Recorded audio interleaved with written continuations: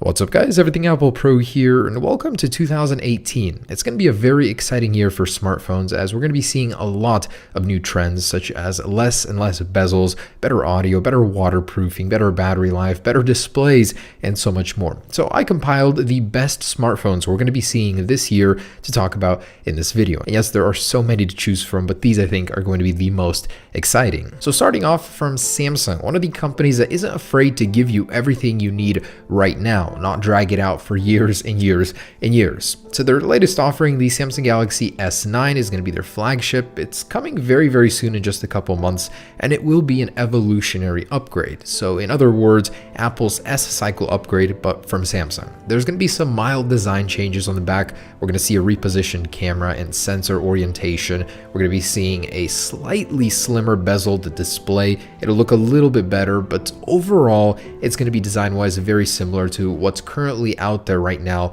with the Galaxy S8. Most of the changes will be happening on the inside with the new Snapdragon 845 series processor, the Exynos 9810 depending on which area you live in, and overall it'll just be a little bit sleeker, a little bit cleaner than the older S8. You can also tell by this image that the overall form factor will be a little bit smaller versus the S8, but the battery life will be increasing by 200 milliamps, which will be a welcome change. Also, surprisingly, Samsung will be keeping the 3.5mm headphone jack when every other company wants to get rid of it like Apple, so it will keep a lot of faithful customers in line with Samsung. It'll be a very sleek, clean, and evolutionary upgrade to the Galaxy S8, but I hope that they make a lot of upgrades to the display, such as 3D touch, maybe 120Hz display, and stronger speakers as well. Either way, it's bound to be a success, just as every other Samsung Galaxy phone before it. And the rumored launch date is on February 27th at Mobile World Congress. Samsung wants to get this phone out fairly quickly as they want to compete with the iPhone X and the iPhone 8 and 8 Plus series, which the Galaxy S8 is falling behind on. And next up, the Samsung Galaxy Note 9. After the triumphant return of the Galaxy Note 8, Samsung is definitely going to want to continue that momentum with the Note 9, the professional focused tablet phone.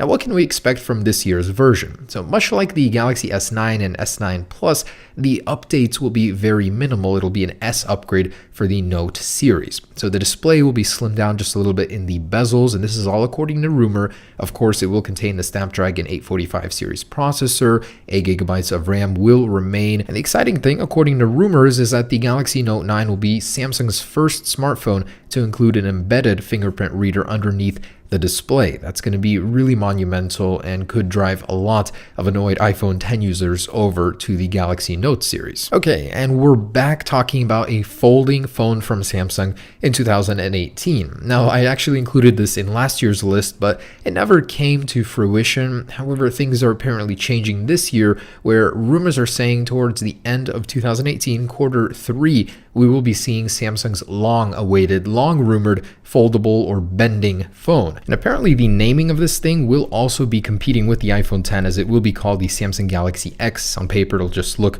similar to the iPhone X, I guess.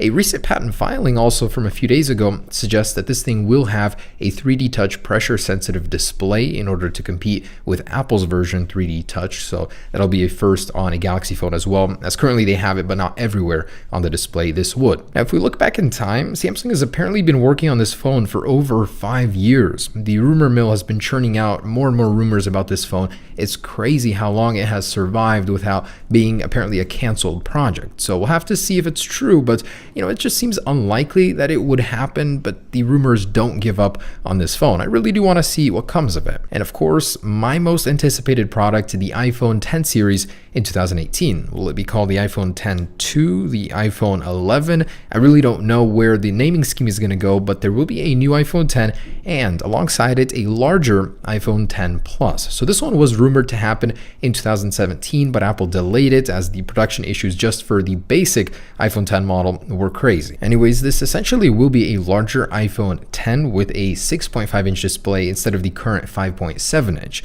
My main gripe coming from an iPhone 8 Plus to the iPhone X was that all of your content is scaled down. It appears smaller on the display, and this would fix that problem. It would give you a choice between a Plus Model 10 or just a regular iPhone 10 if you like the smaller comfort size. It's unlikely that there will be any features to differentiate the two, as they essentially will be the same product, just a larger version of it. Otherwise, the iPhone 10 2 series will have Apple's A11 chip. It'll be faster, possibly even a ProMotion display, 120Hz. That would be great to see. Now, alongside this larger iPhone 10 series, Apple is going to have to do something about the iPhone 8 and 8 Plus series, and this is where maybe an iPhone 9, I'm tentatively calling it, will appear. It'll be a LCD model, but with a cutout very similar to the iPhone 10, or exactly like it, according to Ming-Chi Kuo. So he's saying that Apple will replace the iPhone 8 and 8 Plus with a low-end budget series iPhone 6.1-inch with an LCD display. I'm very curious to see how it will be. I mean, will it be slower?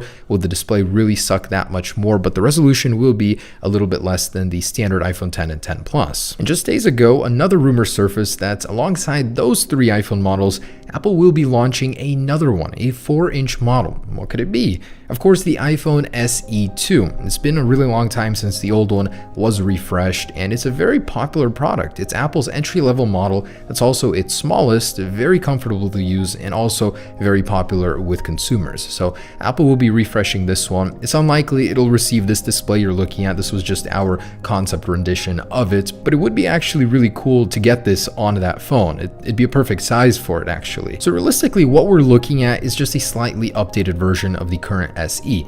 No, there will not be this drastic display change. It will have a faster Apple A10 processor, most likely. It could have a slightly better display, as currently it's using the same one since the iPhone 5S. Just overall, it'll be mostly the same. And this one is also one of my most anticipated Android phones, the OnePlus 6. Now, the OnePlus 5T was a great surprise. With an 18:9 aspect ratio display, it definitely caught up to the rest of the smartphone competitors in terms of display, but also surpassed most in terms of speed. The OnePlus 6 will receive the Snapdragon 845. It'll keep its 8 GB of monstrous RAM, and it'll be a speed demon. Now, the design is mostly slated to be the same, but there is one key feature it might have: an embedded fingerprint sensor within the display, according to Gizmo China. In a phone that mostly fell off the radar, the LG G series, we could be seeing a refresh, the G7, but it's slated to be called something else, as Samsung faced the same problem. It will not be called the G7. Instead, it might have an 8 or 9 in the name in order to catch up to the current iPhone 8 and Samsung Galaxy S8 and S9 series. Now, other than that, it's supposed to be faster. This thing still has the Snapdragon 821. It should have a slightly updated, more sleek-looking display, as this was one of the first phones to go mainstream with the whole bezel-less thing, and it's starting to look old in comparison to the newer ones that came after it. So this thing will feature a redesigned Snapdragon 845 processor, a slightly slimmer bezel display according to rumors, and hopefully the actual panel itself will be better, as LG currently makes the best TV panels in the world. So this is what the Xiaomi Mi 2 was originally supposed to look like according to early concepts. The actual product was quite disappointing in comparison. The Xiaomi Mi 2 did improve in some ways over the original, but in others was actually a downgrade. So I'm hoping the company goes back to its roots, being known for having the most extreme concept smartphone available with the highest screen-to-body ratio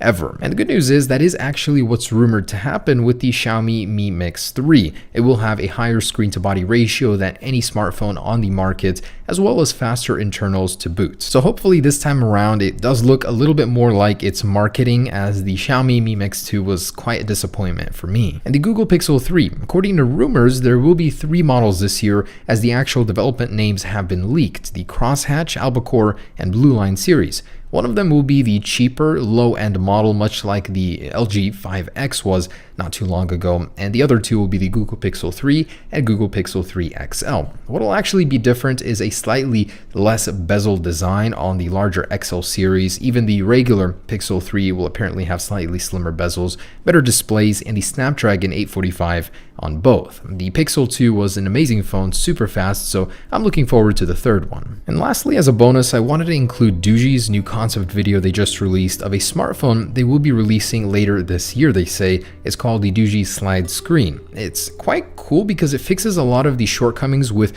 all bezel-less display phones, which happen to be the sensors, the earpiece, the camera, where do you put them? And each phone has its own solution. This one actually includes a slide mechanism which would hide them until you needed them. You'd slide that back portion up and have it available to use. And this way you can get a full screen experience on the front. It actually looks to be like quite a cool concept, but as a result of the sliding mechanism, it does seem that this design is overall a little bit chunkier than your usual smartphone. So we'll have to see, but I cannot wait until they build this. It seems like a very novel concept. Anyways, guys, that is the offering that we're going to be seeing later in 2018. Of course, not everything is confirmed. It is in the rumor mill stage, but I am very excited to see what 2018 brings. A lot of speed improvements, display improvements, bezels will be shrinking and dying as usual. So I can't wait to see what happens, guys. Stay tuned. I will be reviewing all of these new products on this channel, and I'm mostly excited for the iPhone 10 and the overall new lineup from Apple, as well as Samsung. So of course, we'll be taking a look at those later this year. Thanks for watching, guys. Hope you enjoyed it. And whichever smartphone you choose, just know it'll be much, much better than last year's. Peace.